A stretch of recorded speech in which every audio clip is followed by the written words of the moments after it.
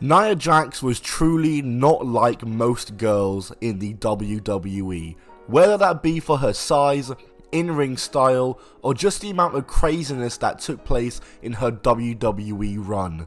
Like her or not, and I know a lot of people don't like her, WWE is not going to be the same without her, and it's a shame to see someone lose their job so out of nowhere. Let's talk about the career of Nia Jax. What's going on, guys? It's Tom or Top 10 Wrestling, and today we're going to be talking about the rise and fall of Nia Jax in WWE and how she went from facebreaker to fired. Before we get into it though, make sure you subscribe with notifications on. Only a small percentage of you watching these videos are subscribed, so make sure you go ahead and subscribe if you do enjoy the video. And let's go!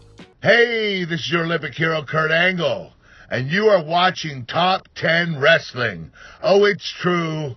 It's damn true.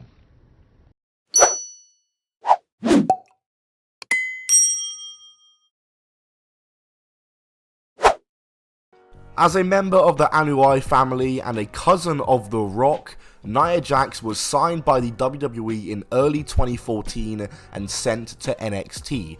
She made her in-ring debut in May 7th, 2015, actually under a different name of Zada, and would wrestle the house show circuit under this name, but would rename to Nia Jax, the name we all know her by now. After a series of vignettes aired, Jax would make her televised NXT debut on October 14th, 2015, squashing Evie. I wonder what that Evie would go on to do. Jax would slowly cement her heel persona as she would continue on a dominant singles streak, defeating NXT fan favourites including Carmella and Blue Pants. Following this win streak, she would enter into a program with the ultimate NXT fan favourite, Bayley, for the NXT Women's title no less. She challenged Bayley at NXT TakeOver London unsuccessfully in a very good match though, her first loss in WWE. This wouldn't hinder Nia though, as she would get back into her winning ways and form an alliance with Eve Marie. Then in 2016 she would start feuding with Asuka, the new champion. Nia Jax would defeat the likes of Bayley, Alexa Bliss and Carmella to become number one contender and challenge Asuka for the title at TakeOver The End. And unsuccessfully once again, but another great match. Nia's doing really well in NXT. So Nia would wrestle one more match in NXT and then would be called up to Raw as part of the 2016 draft for the revived brand split, and she would debut on Raw in July 2016, squashing a local talent called Britt Baker. I wonder what she would go on to do, that Britt Baker. She would go on a win streak once again, squashing local talent before entering her first pay-per-view feud with Alicia Fox, in which she would beat Fox at Clash of Champions, her first pay-per-view win. And from here, Nia would go on a long while without a singles loss, only losing in tag matches. She was in the Survivor Series women's match where Team Raw won, but she was eliminated by Becky Lynch and even tapped out to her, first time she's done that on the main roster. And heading into 2017, Nia Jax would enter her first major feud, starting a feud with former women's champion Sasha Banks. This would lead to Nia's first singles defeat on the main roster as she faced Bayley in a number one contenders match on the first Raw of 2017, in which Sasha Banks would distract Nia and Bayley would hit her with a Bayley to belly off the top rope.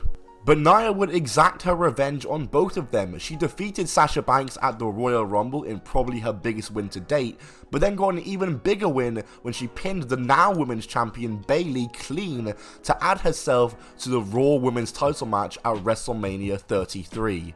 And though she would be unsuccessful and the first eliminated in the WrestleMania 4-way with her, Bayley, Charlotte and Sasha, this absolutely cemented her as a big player in the women's division. So how would WWE capitalize on this? Well, at first by not doing much, but we'll get there, I promise. For the rest of 2017, she essentially became the muscle for new roster addition for Raw and new Raw Women's Champion Alexa Bliss. And she would only wrestle 2 more pay-per-view matches for the year, one at No Mercy, a 5-way for the women's title which she lost, and the 5-on-5 Survivor Series tag team match where her team won but she was eliminated by countout. So not the best year for Nia, but heading into 2018, nobody expected this year to be as eventful as it was for Nia Jax. Nia was first a part of the first Women's Royal Rumble match, also technically her first pay-per-view main event and only. She scored 4 eliminations, lasted 18 minutes, and was eliminated by 6 women. She looked really good, they made her look great. She started feuding with Royal Rumble winner Asuka, which would beat her in every match they had, including at Elimination Chamber and a couple on Raw, but it was great matches that they had, and it was from here that the alliance between Alexa Bliss and Nia Jax would go into turmoil when Alexa was caught on camera talking nasty about Nia, body shaming her, calling her a loser, and very much angering Nia.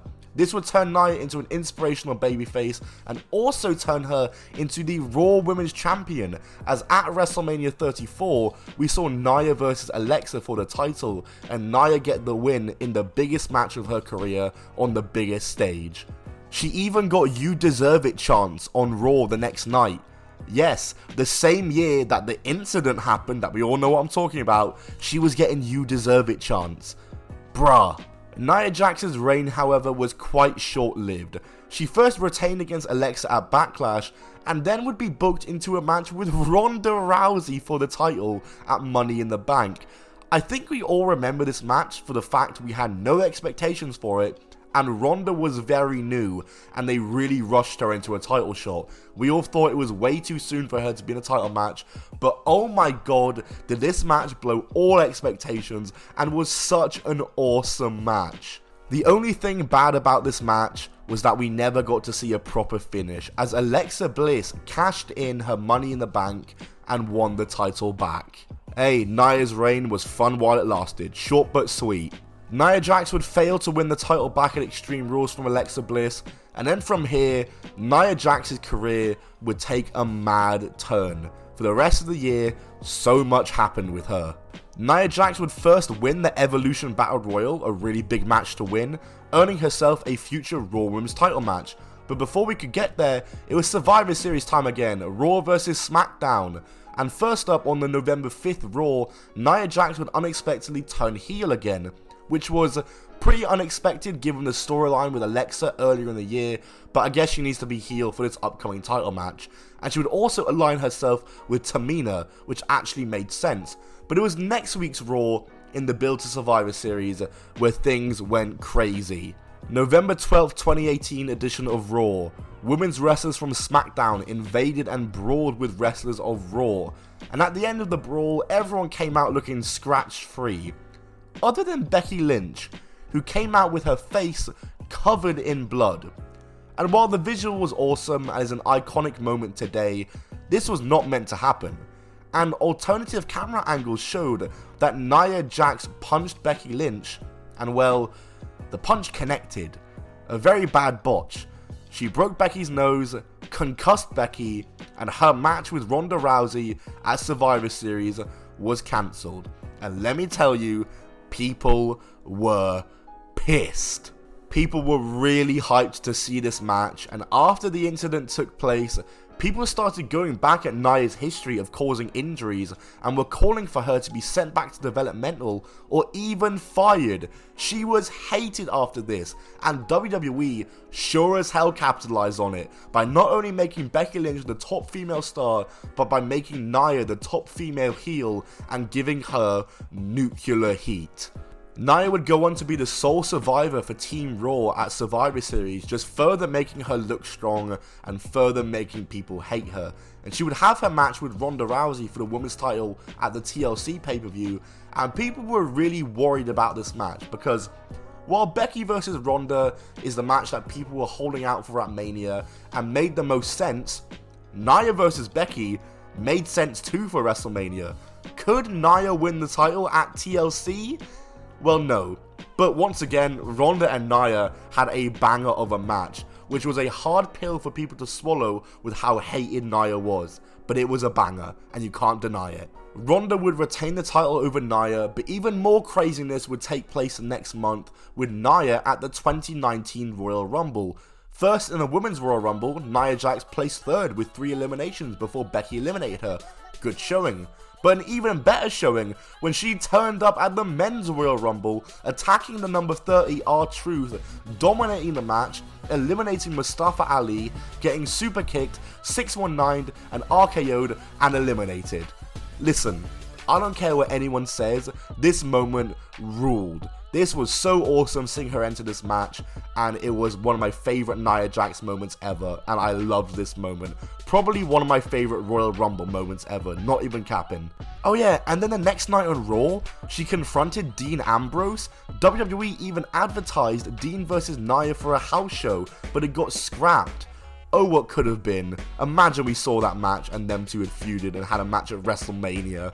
Jesus. The next month at Elimination Chamber, Jax and Tamina competed for the women's tag titles in the Chamber. Their team scored 2 eliminations, but then Nia ran through a pod and Tamina got beaten down and eliminated by anyone else. They would challenge Bayley and Sasha for the belts at Fastlane unsuccessfully, and then once again in a 4-way, also including the Divas of Doom and Iconics at WrestleMania, which was won by the latter. And then after that, Nia would be out of action for just 1 day under a year after tearing both her ACLs. Ouch. But she would return on April 6th, 2020, squashing Deonna Purrazzo. I wonder what she ended up doing. She first competed in the crazy cinematic Money in the Bank match, which was won by Asuka, who ended up winning the title, and soon after, Nia would become #1 contender to face Asuka for the women's title, who she challenged at Backlash in a double countout, and then they had a rematch the next night on Raw, where Nia pushed the referee down, prompting the ref to fast count a roll-up from Asuka for her to retain. Very weird stuff.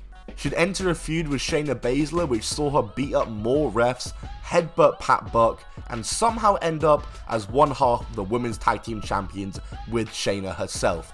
They won the titles from Sasha and Bayley at the Payback pay-per-view. They'd retain them successfully against Sasha and Bayley, the Riot Squad, Dana Brooke and Mandy Rose, and Lacey Evans and Peyton Royce, because they were a team.